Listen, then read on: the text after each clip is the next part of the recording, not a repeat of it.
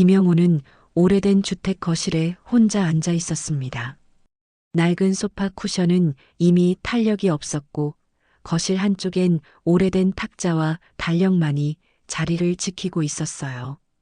그는 식탁 위에 놓인 서류 뭉치를 조심스럽게 정리했습니다.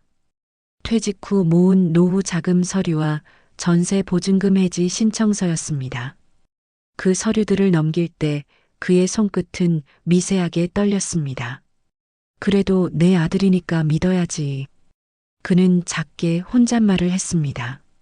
김영호는 평생 공장에서 일하며 가족을 위해 살았습니다. 아내가 세상을 떠난 뒤로는 아들 도윤을 떠올리며 살아왔죠. 혼자 노년을 보내고 있었지만 외로움을 표현한 적은 없었습니다. 하지만 오늘은 마음이 복잡했습니다. 아들에게 전 재산을 넘기기로 한 날이기 때문입니다. 아버지, 이번이 마지막 기회예요. 도윤의 말은 단호했습니다. 김영호는 아들이 자기 앞에 놓은 사업계획서를 여러 번 읽어보았습니다. 하지만 글보다는 아들의 표정을 더 믿고 싶었습니다. 서류를 보고 있어도 전문적인 내용은 이해하기 어려웠습니다. 그저 아들이 다시 자신의 인생을 세울 기회를 원하고 있다고 믿었습니다. 은행 창구 앞에서 그는 긴장한 듯 서류 봉투를 더 꽉 쥐었습니다. 은행 직원은 중도 해지로 인한 손실과 위험성을 자세히 설명했습니다. 하지만 그는 고개를 끄덕이며 말했습니다. 괜찮습니다. 제 아들을 믿습니다. 송금은 생각보다 빨리 끝났습니다. 문자 알림과 함께 거액이 아들의 계좌로 이체되었다는 확인 메시지가 도착했습니다. 손에서 땀이 배어 나오고 있었지만 그는 안도한 듯 숨을 내쉬었습니다. 아버지로서 해야 할 일을 마쳤다고 믿었기 때문입니다. 그래, 잘 될 거야 가족이니까. 김영호는 송금 후 며칠 동안 아들의 전화를 기다렸습니다. 곧 계약서와 사업 관련 서류를 보내주겠다는 도윤의 말을 떠올리며 핸드폰을 곁에 두고 생활했어요. 그러나 하루가 지나고 이틀이 지나도 아무런 연락이 오지 않았습니다. 그는 먼저 연락하는 것이 부담스러워 조심스럽게 문자를 보냈지만 답은 오지 않았습니다. 문자 확인 여부마저 표시되지 않아 불안이 조금씩 고개를 들기 시작했습니다. 일이 바쁜가 보네. 한 번 더 기다려보자. 그는 스스로를 달래려 했습니다. 일주일째 되던 날 그는 전화를 걸었습니다. 하지만 통화 연결음은 짧게 울리다 이내 끊겼습니다. 다시 전화를 걸자 이번에는 전원이 꺼져 있다는 안내 메시지가 들려왔습니다. 영호는 전화기를 내려놓은 채 한동안 멍하니 앉아 있었습니다.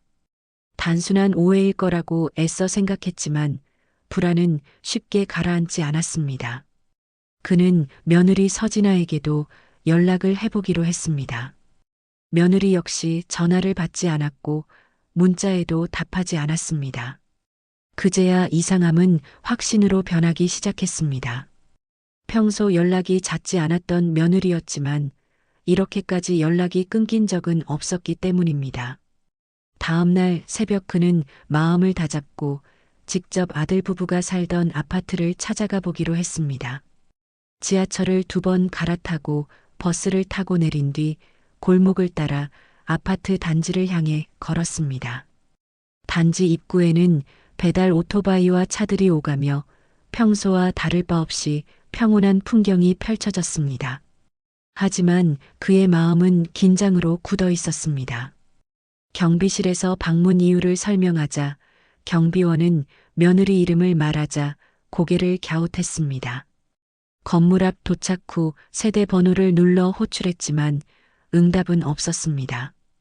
결국 경비원이 도와 함께 집 앞까지 갔지만 그 문에는 이삿짐 센터 스티커와 함께 우편물 수령 중단 안내가 붙어 있었습니다. 이미 오래전에 이사한 흔적이었습니다. 영호는 문 앞에 서서 한동안 움직이지 못했습니다. 며느리가 이사를 갔다는 건 알고 있었지만 그에게 아무 말도 없이 집까지 정리한 것은 납득할 수 없는 행동이었습니다. 돌아오는 길 그는 계속해서 상황을 정리하려 했습니다. 아들이 사업을 시작했다는 것도 사실인지 의심되기 시작했어요. 하지만 단 하나도 확실한 정보가 없는 상태였습니다.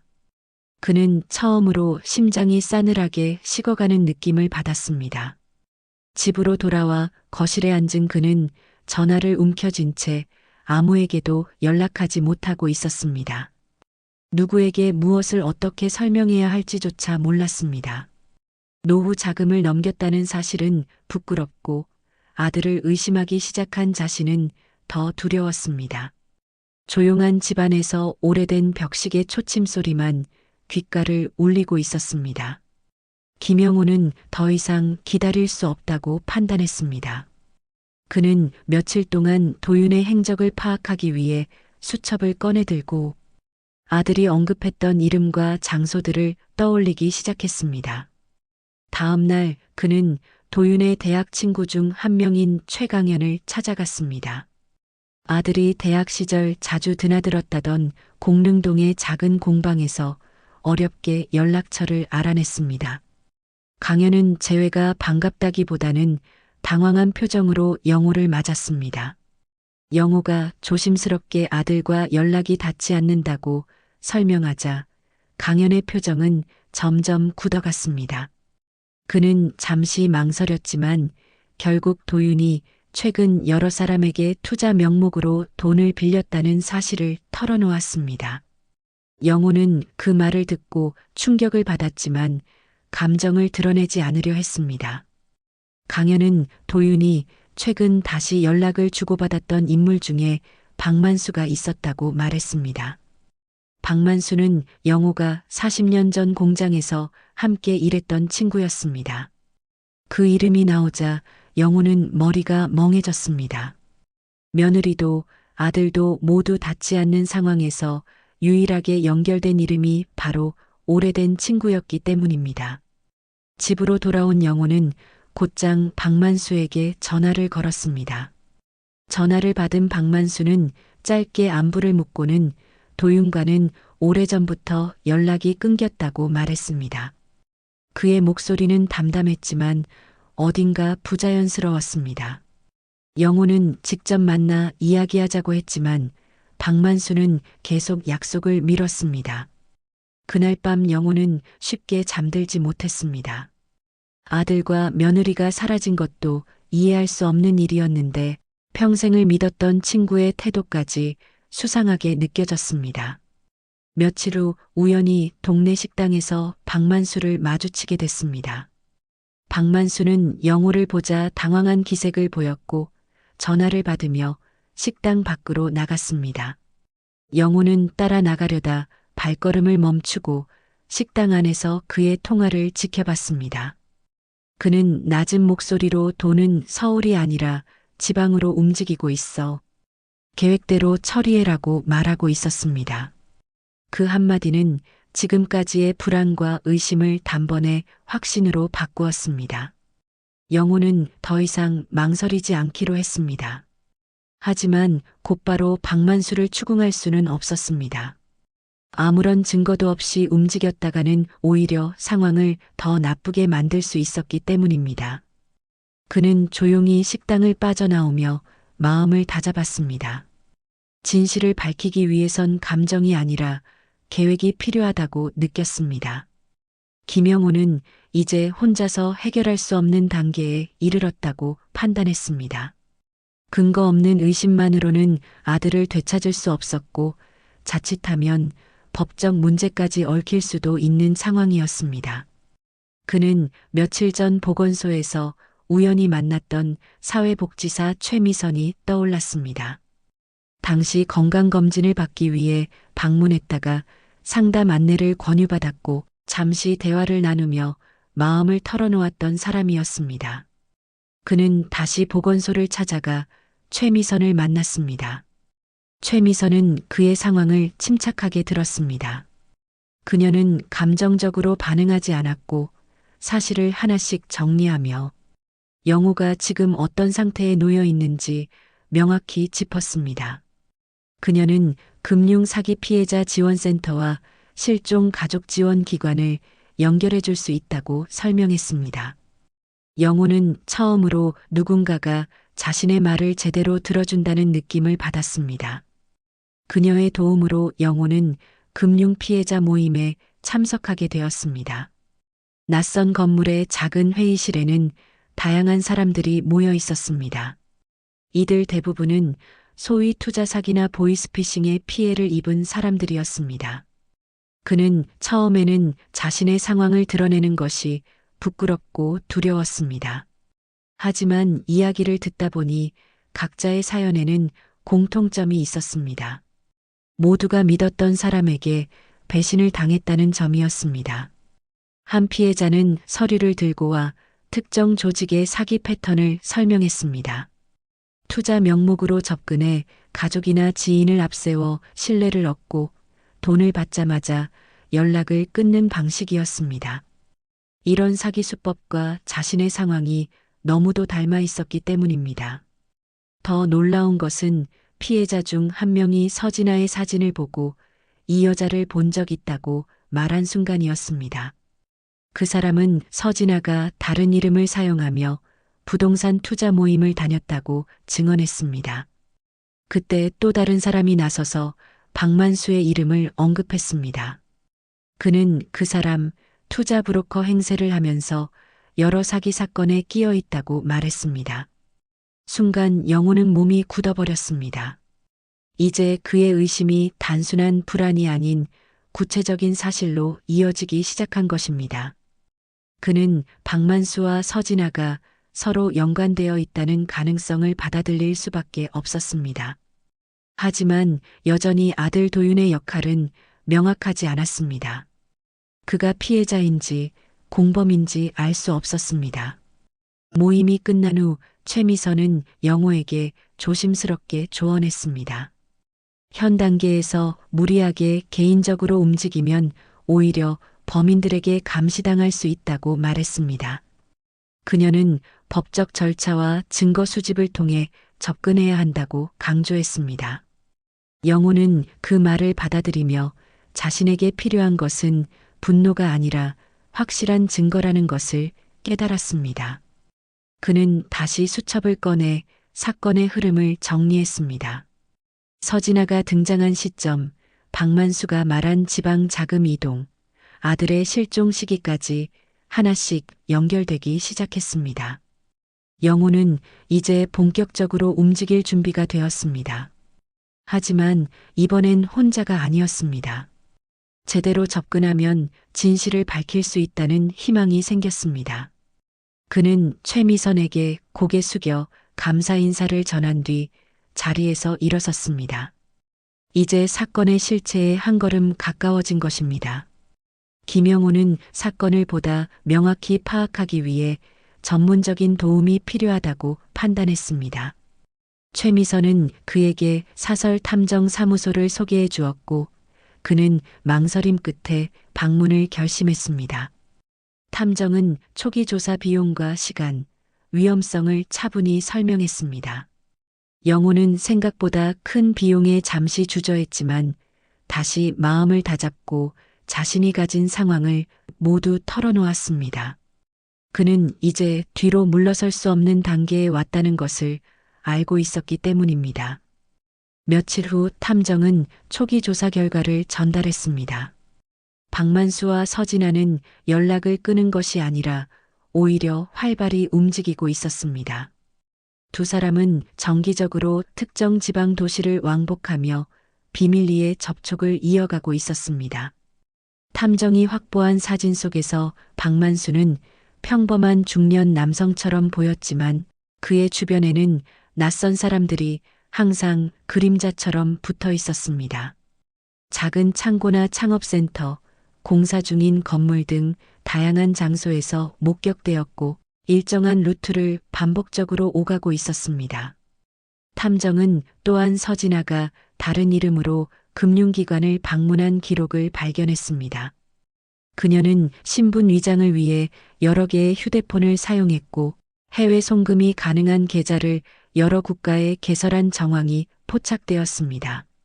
조사 자료에는 기존 피해자들의 자금 흐름이 정리되어 있었고 많은 돈이 해외 사업 투자 명목으로 사라지고 있었습니다. 영호는 그 흐름 속에서 자신이 보낸 돈의 흔적도 일부 포함되어 있다는 사실을 확인했습니다. 그는 손에 쥔 서류를 바라보며 깊은 숨을 내쉬었습니다. 하지만 놀라움은 거기서 끝나지 않았습니다. 도윤의 이름도 일부 송금 내역에 등장했기 때문입니다. 문제는 그가 돈을 이체한 시점이 박만수와 서진아의 활동 기록과 정확히 일치한다는 점이었습니다. 도윤이 단순한 피해자가 아니라 사건에 가담했을 가능성이 드러난 순간이었습니다. 영호는 처음에는 믿을 수 없다는 듯 고개를 저었습니다. 그러나 탐정은 조심스럽게 가능성을 설명했습니다. 범죄 조직은 가족을 이용해 신뢰를 획득하고 조직 내부 운영을 위해 일부 구성원처럼 행동하게 만드는 방식이 있다고 말했습니다. 영호는 혼란스러웠습니다. 아들이 스스로 범죄에 가담했는지 아니면 이용당하고 있는 것인지 판단할 수 없었습니다. 진실을 알기 위해 더 깊이 들어가야 한다는 생각이 들었습니다. 그는 탐정에게 아들의 마지막 동선을 추적해달라고 요청했습니다. 탐정은 이미 일부 단서를 확보했다고 말하며 지방 도시의 한 오래된 모텔 주소를 건넸습니다. 그곳이 도윤의 행방을 찾을 수 있는 중요한 지점이라는 판단이었습니다. 다음 날 영호는 탐정과 함께 그 모텔을 찾아갔습니다. 모텔 주인은 처음에는 협조를 거부했지만 확인 결과 도윤이 한동안 그곳에 머물렀던 사실이 드러났습니다. 방을 확인한 결과 서랍 안에 찢어진 메모와 신용카드 영수증이 남아 있었습니다. 메모에는 난해한 숫자와 계좌 정보가 적혀 있었고 마지막 줄에는 낯익은 이름이 적혀 있었습니다. 진아, 이사 완료라는 짧은 문장이었습니다. 영호는 그 문장을 읽고 몸을 굳혔습니다. 이제 사건은 더 깊고 위험한 영역으로 들어가고 있었습니다. 모텔방에서 발견된 메모는 사건의 방향을 완전히 바꾸어 놓았습니다. 단순한 가출이나 연락 두절 사건이 아니라 명백한 사기 조직의 움직임이라는 사실이 드러난 것입니다. 영호는 메모에 적힌 숫자들을 확인하며 그것이 계좌번호라는 사실을 알아냈습니다. 탐정은 곧바로 금융 전문가와 협력해 메모의 정보를 추적하기 시작했습니다. 추적 결과 이 계좌는 여러 단계로 세탁된 자금을 옮기는 중간 계좌 중 하나라는 사실이 밝혀졌습니다. 더 충격적인 사실도 드러났습니다. 그 계좌는 며느리 서진아가 관리하던 계좌와 연결되어 있었으며 동시에 박만수가 개설해둔 법인명의 계좌와도 관련이 있었습니다. 자금의 흐름은 서울에서 시작해 지방으로 이동했고 그 후 해외 계좌로 이체될 준비가 진행되고 있었습니다. 메모의 마지막 문장, 진아, 이사 완료는 단순한 주거 변화가 아니라 자금 이동 계획이 완료되었다는 암호였던 셈입니다. 영호는 자신이 속았다는 사실보다 자신이 넘긴 돈이 범죄의 중요한 자금 흐름에 쓰였다는 사실에 절망했습니다. 그러나 절망만 하고 있을 수는 없었습니다. 자금이 해외로 빠져나가기 전에 막지 않으면 모든 단서가 사라질 수 있기 때문입니다. 탐정은 금융감독원 불법 자금 추적팀과 연결해 긴급 동결 요청을 제안했습니다. 이 과정에서 필요한 것은 계좌의 실소유가 범죄 연루 가능성이 있다는 정황 자료였습니다. 다행히 모텔에서 발견된 메모와 도윤의 이동 기록, 그리고 기존 피해자들의 진술이 정황 증거로 충분히 작용했습니다. 탐정은 빠르게 자료를 정리해 금융당국에 제출했습니다. 며칠 후 자금 일부가 동결되었다는 연락이 왔습니다. 완전한 승리는 아니었지만 중요한 전환점이었습니다. 자금 동결 소식이 조직 측에 전달되기 전에 후속 조치를 준비해야 했습니다. 영호는 이제 물러설 수 없다는 사실을 더 분명히 느꼈습니다. 그는 자신의 모든 기록을 노트에 정리하며 다음 행동을 준비했습니다.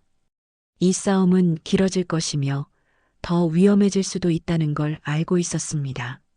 하지만 그는 더 이상 예전처럼 두려움에 머물지 않았습니다. 마지막으로 그는 경찰서 경제범죄수사과에 정식 고소장을 제출했습니다. 담당 수사관은 사건이 단순 실종이나 가족 간의 금전 분쟁이 아니라 조직적 금융사기 사건이라는 사실을 확인하고 수사를 시작했습니다. 그날 밤 영호는 긴 하루 끝에 집으로 돌아와 물끄러미 창밖을 바라보았습니다. 불안과 긴장 속에서도 그는 처음으로 희미한 안도감을 느낄 수 있었습니다.